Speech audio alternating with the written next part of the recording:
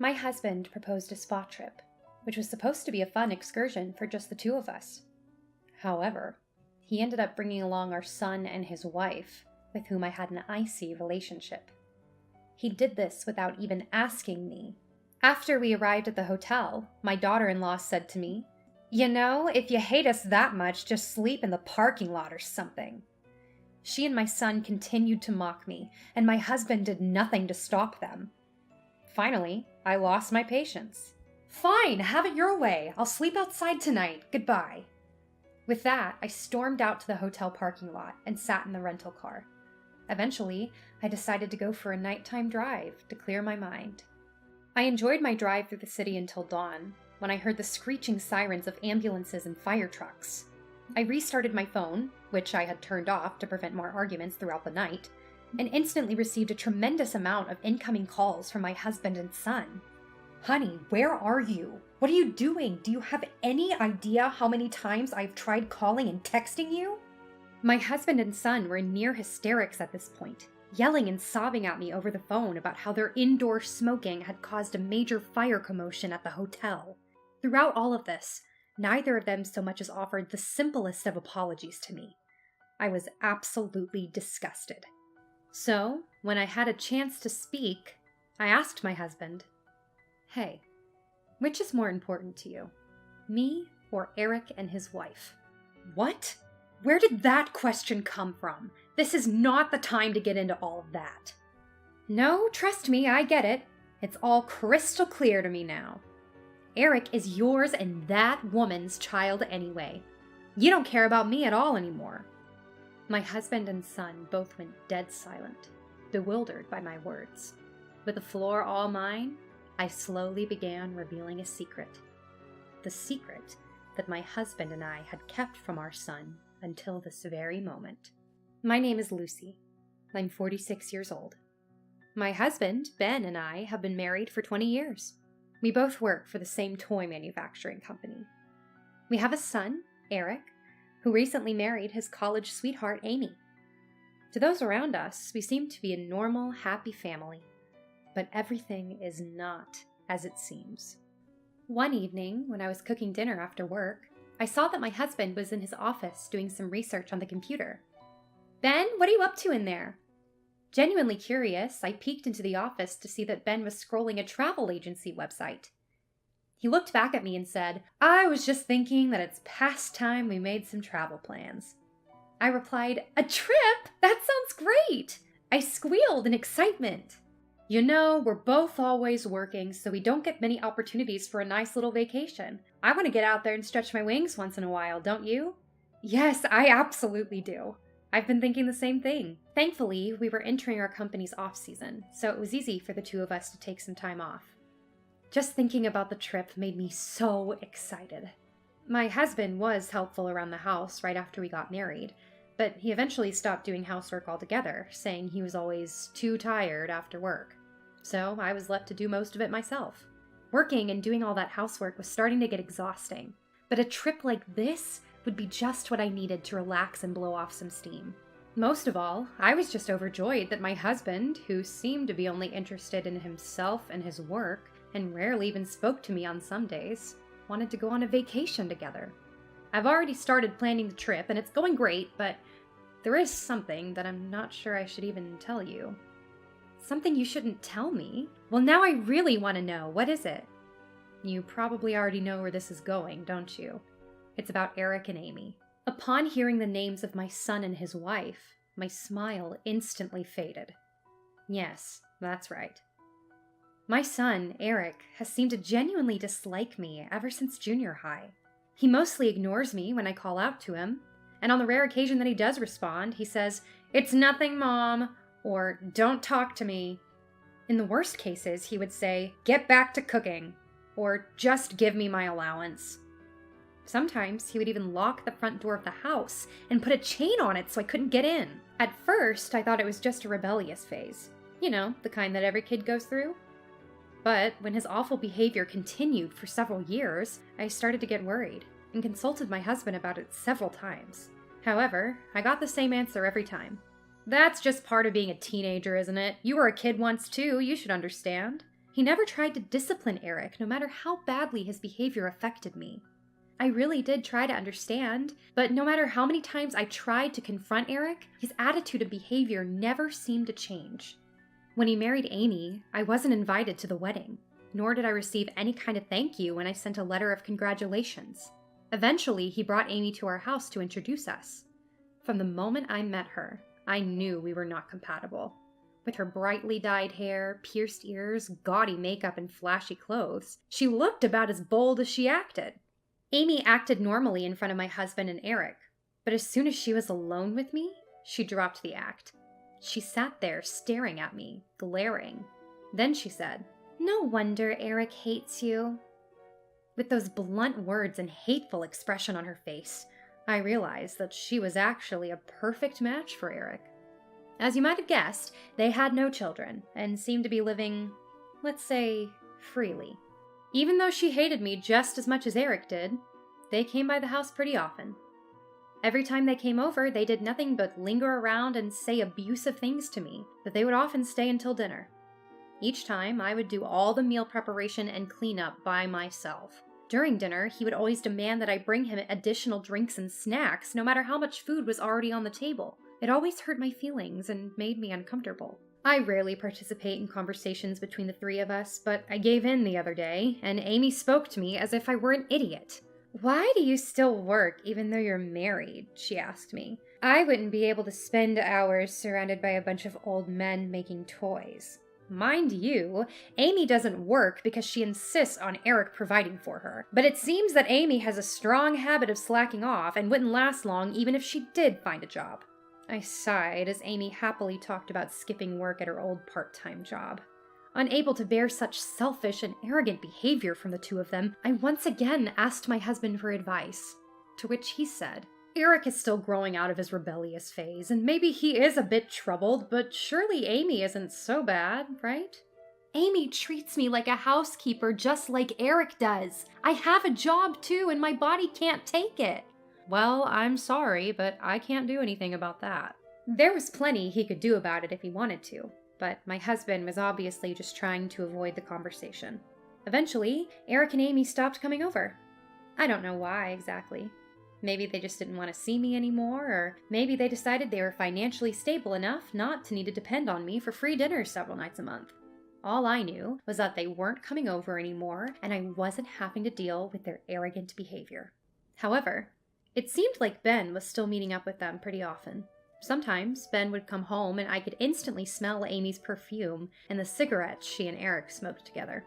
I have asthma, and secondhand smoke could kill me, so I always begged Eric and Amy not to smoke in the house when they came over. Even though I wished things between Eric and I could be different, as complicated a feeling as it was, I felt peace by not having to see him and his wife. Above all else, I just couldn't bear their abuse anymore.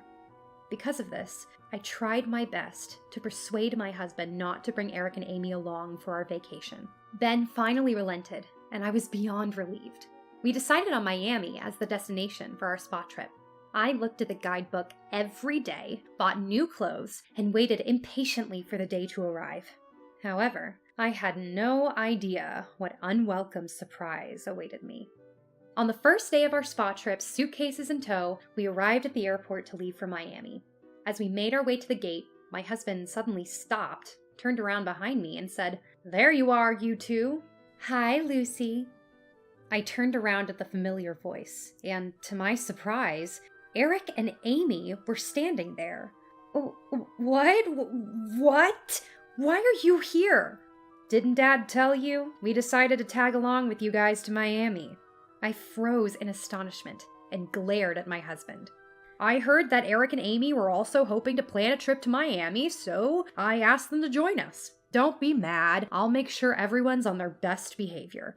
Ben knows how horribly they treat me, and he still chose to put their wishes above mine? I had worked so hard for this day. I put in extra effort at my job and even went on a diet, and now all of it was ruined. I just wanted to give up and go home. There was no use going to Miami if I was just going to be miserable the whole time. As I was about to turn around and go back the way I came, Eric and Amy stopped me. "Mom, I have wanted to fix our relationship for the past 11 years, but I just didn't know how to be honest about my feelings. That's why I always acted the way I did. I also understand that I haven't always treated you fairly, but I couldn't change my attitude with the two of you always fighting, which made it hard to come over and spend time with you. You know what I mean. We don't want to complicate my relationship with you any further. I was astonished. Eric had never spoken to me like this before. It was a bit of an awkward situation for me because turning around and leaving would have made me the villain, so I had no choice but to agree with the whole arrangement and go to Miami as a family. Eric and Amy were in high spirits on the plane and ordered several drinks. My husband sat next to me, smiling ear to ear the entire plane ride. I, on the other hand, was still feeling something strange in my heart, but decided to drown it out by looking out the window and watching the clouds go by. After arriving in Miami and renting a car, our trip began with an itinerary my husband came up with on the plane. Soon after, however, Eric and Amy began talking only to my husband, as if they were totally ignoring my presence. They also harassed me at tourist spots by making me fall into a puddle and getting all wet, and forcing leftover food on me at lunch. In the midst of this disquieting atmosphere, after dinner at the hotel, Eric and Amy came to our room for drinks.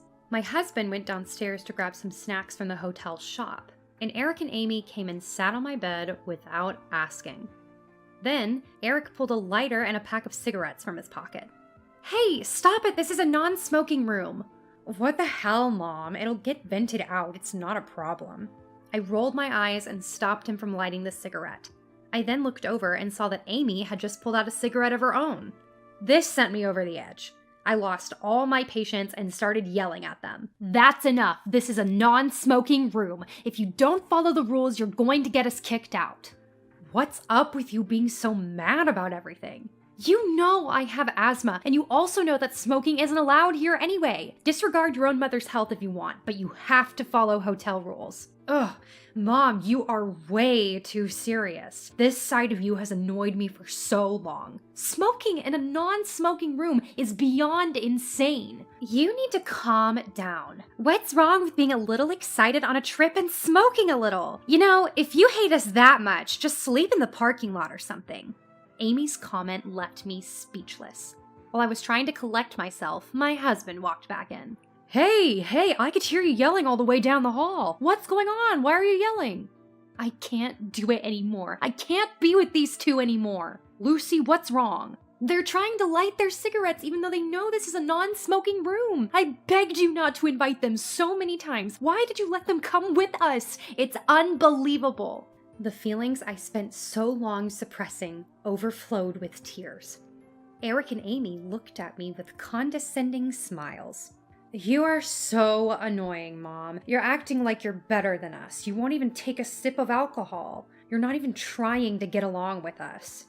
At Eric's words, I finally felt something burn out in my heart. "Fine, have it your way. I'll sleep outside tonight. Goodbye." "Hey, Lucy, stop!" I quickly gathered up my valuables and phone and stormed out the room. At that moment, my husband panicked and grabbed my arm to stop me, but I shook him off. "Shut up! Don't follow me! Leave me alone!" With hurried steps, I left the hotel and headed for the parking lot. There was no sign of my husband following me. I got into the parked rental car and drove around Miami that night to clear my head. I had a bad feeling about this vacation from the moment I agreed to let Eric and Amy come with us. It turns out their feelings about me hadn't changed at all. My husband's hadn't either. Even though I tried so hard to persuade him not to, he still offered to bring Eric and Amy along without my permission. After this incident, it would be difficult for me to resume any kind of relationship with the two of them. And on top of that, there was also the secret about Ben and Eric that I was desperately trying to keep to myself. The more I thought about it, the angrier and sadder I felt. So I continued driving, trying to calm myself down. As I continued my drive through the beautiful night view of Miami Beach, I finally started to calm down. I grew exhausted from driving for so long and decided to park the rental car in a beach parking lot to take a rest. Around that time, I thought I heard sirens off in the distance, but I was too tired to care and quickly fell asleep. The next thing I knew, it was morning, and I was greeted by the beautifully glistening ocean, illuminated by the sun. After having breakfast at a restaurant by the sea, Everything suddenly came flooding back to me, and I took out my smartphone. I had turned my phone off when I left because I didn't want to hear my family's antagonizing voices or even read their texts. Now that I was feeling more calm and collected, I wondered what my husband and the others were up to now, so I turned it back on. I found that I had received a tremendous number of phone calls and texts since 11 p.m. last night. The number was no less than 30 or 40. Immediately after the dozens of notifications popped up, I received a phone call from my husband. "Honey, where are you? What are you doing? Do you have any idea how many times I've tried calling and texting you?" Ben was half yelling, half crying. "What do you mean? I just had breakfast at a restaurant on the beach." "What? You're seriously out enjoying a relaxing breakfast while we're in a crisis?" Eric's voice was also enraged. "What do you mean by crisis?" "I mean just as the word says. After you left, the three of us had a small party with cigarettes, wine, and snacks, and before I knew it, we all fell asleep. And when I woke up, the whole room was filled with smoke." "What? Was there a fire?" "That's right. From the looks of it, Eric and Amy never put out their cigarettes." "Is everyone all right?" "It was a minor fire, but fire trucks were rushing in, and all the other people in the hotel had to be evacuated, and we're being blamed for causing it. Amy got slightly burned and was taken to the hospital, and now Eric and I have to go to the police station for questioning and apologizing to the hotel staff." Oh, so that's what the sirens were about last night. My husband tried to say something else, but it was hard to understand since he and Eric were both in near hysterics. It was something along the lines of, "The two of us can't leave, so can you just go to the hospital where Amy is and stay by her side until we can make it there?" What? Without a single word of apology to me, he put his son's wife first. Just like always. I was almost certain that he would never change. That is why I gave my husband one last chance and asked, "Hey, which is more important to you? Me or Eric and his wife?" "What? Where did that question come from? This is not the time to get into all that." "Well, that's all I needed to hear. Goodbye." I was truly disgusted by my husband, and how easily he threw away his final chance. "What do you mean, goodbye? Don't act stupid at a time like this." "No, trust me, I get it. It's all crystal clear to me now. Eric is yours and that woman's child anyway. You don't care about me at all anymore." What? That woman's child? Me? What exactly do you mean?" Both Ben and Eric were stunned by my words. I took a breath and slowly began to reveal the secret that my husband and I had kept from our son until this very moment. "Eric, you are the child of your father and his lover." Eric was absolutely mortified by these words, and while Ben became even more flustered, I began explaining everything. Ben had a relationship with another woman many years ago.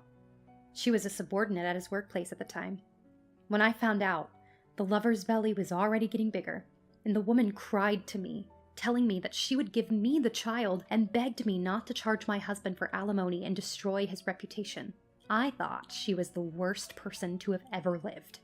But at the same time, I was very distressed.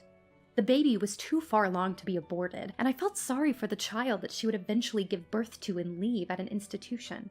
So I decided to take in the child and did not charge my husband for alimony despite his unfaithfulness. But her workplace eventually found out about the affair, and she was fired.